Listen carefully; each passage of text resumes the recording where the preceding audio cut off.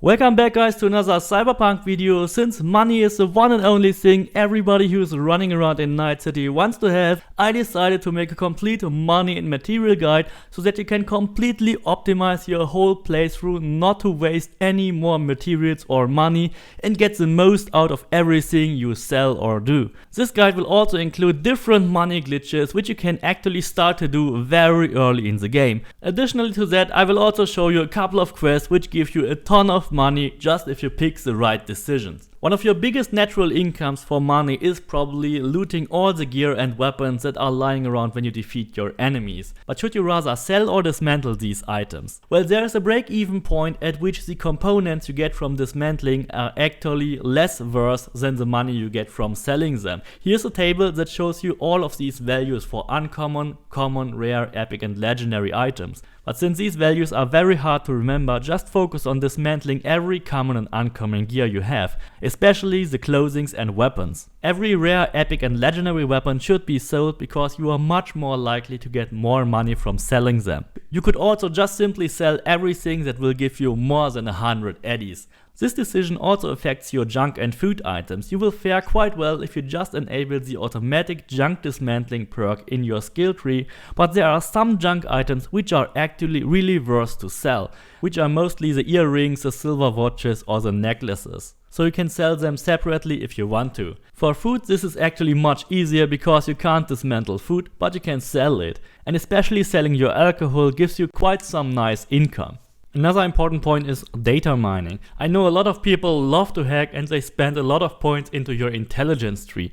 But you should actually not spend a single damn point into intelligence. If you still think intelligence is good after all these nerfs in the past updates, then you actually don't know what you are doing. Intelligence and especially hacking is the weakest tree and the weakest playstyle. Of course you could increase your income by using the advanced data mine and spend 2 points into intelligence.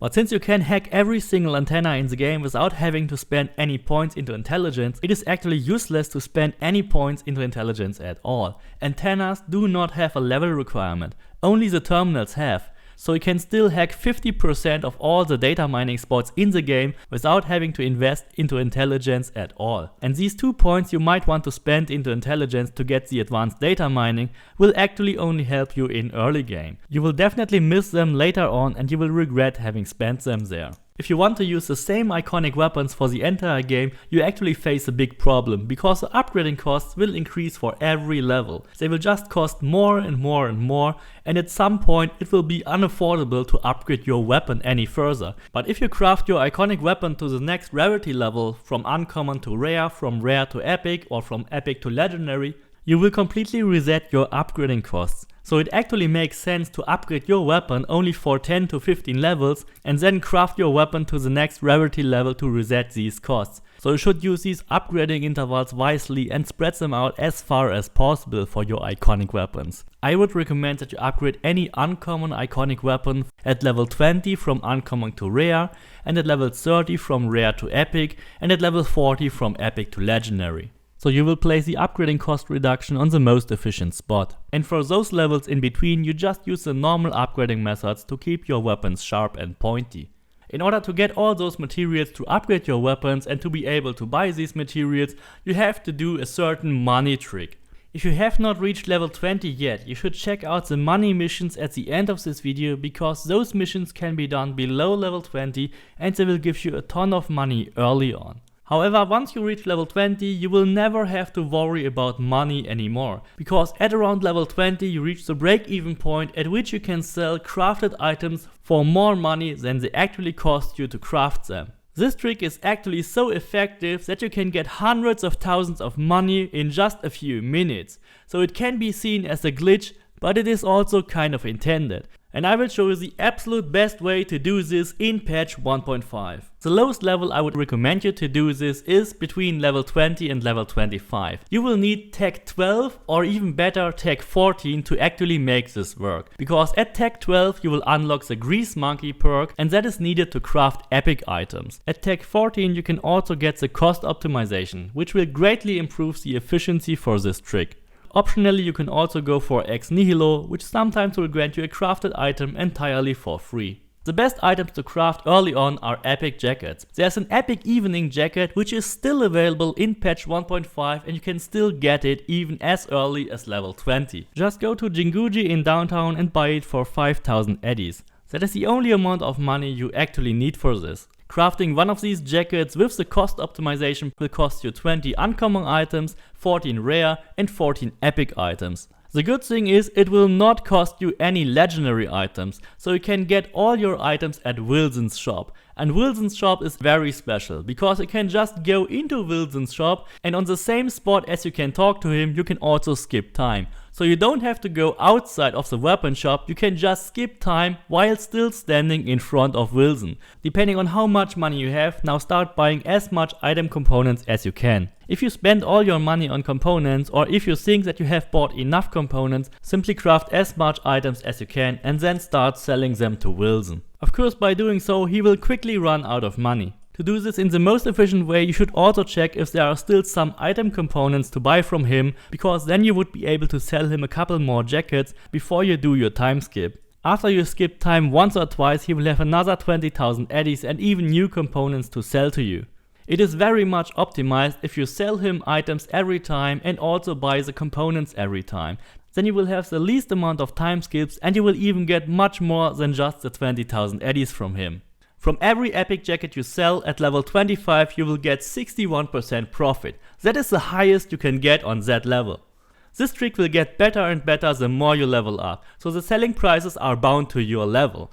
But you could of course also skip to legendary items. Forget about what everyone else tells you about Ashura, Yinglong or other stuff, that's all crap. The absolute best item you can craft are the Chao or the Yukimura. They sell for 3100 and they only cost 11 rare, 11 epic and 2 legendary components. They are way cheaper and they sell for way more than any other item in the game. You can get the Yukimura crafting spec from one of the NCPD scanner locations in the Glen. Including the Ex Nihilo perk, you will get a 90% profit margin for that weapon. And of course you can further improve the selling prices if you use crazy science.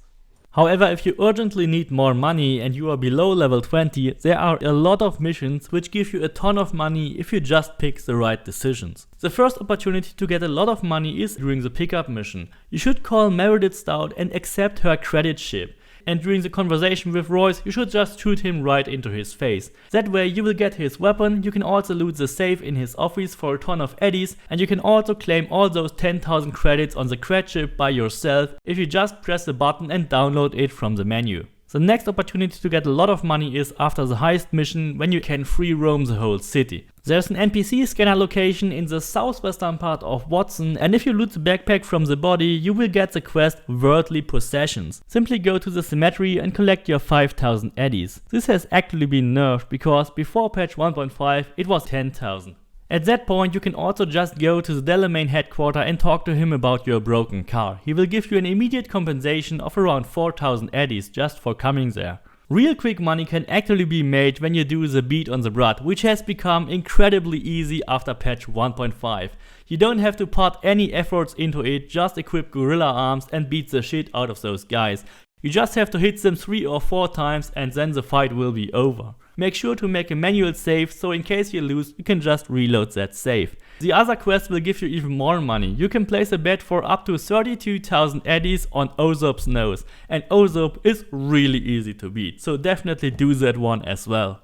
Another really good chunk of money which has been further increased in patch 1.5 is during the Pisces mission. In this mission you have to make 3 important decisions. First, you have to tell Judy to stop and then side with Maiko when you say Hiromi has to go, and Maiko will just run the clouds now just officially. After the conversation with the Tiger Claws, Maiko will offer you 17,000 eddies for your service. But that will make Judy so angry that you can no longer romance her. But you will still take her apartment and get the weapon from her, so it doesn't really matter.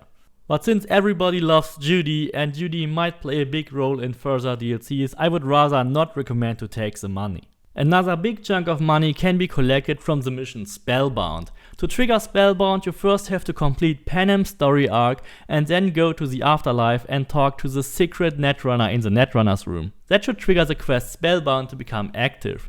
In order to complete this quest in the most efficient way, you have to have a high intelligence level, because the item you have to collect is a legendary quick hack. And if you bring that back to the Netrunner in the Netrunner's room, he will actually give you only around 10,000 for that quick hack. But if you have a high intelligence level, you can even double or triple that amount of money, and he is still willing to pay for it. So you get up to 30,000 eddies for just selling that legendary quick hack to him. The last mission I have for you is Violence. If you do that mission correct, you will get over 40,000 eddies from it. Violence will unlock after you finish Takemura's storyline. During that mission, you will get a contract from Lizzie to observe her boyfriend called Liam. Go to the bar, make a recording of his conversation, but instead of leaving the building now, go to the elevator and take the tape to Liam. Tell him that you were snooping on him and that Lizzie contracted you. Then he will give you 35,000 eddies for not telling Lizzie. But instead of not telling Lizzie, you can just call Lizzie right after you leave that room and also get the payment from Lizzie as well. That will also, by the way, trigger another mission you can do for her afterwards. I hope you all liked this video. If you want more Cyberpunk content, then don't forget to subscribe, leave me a like, and see you next time.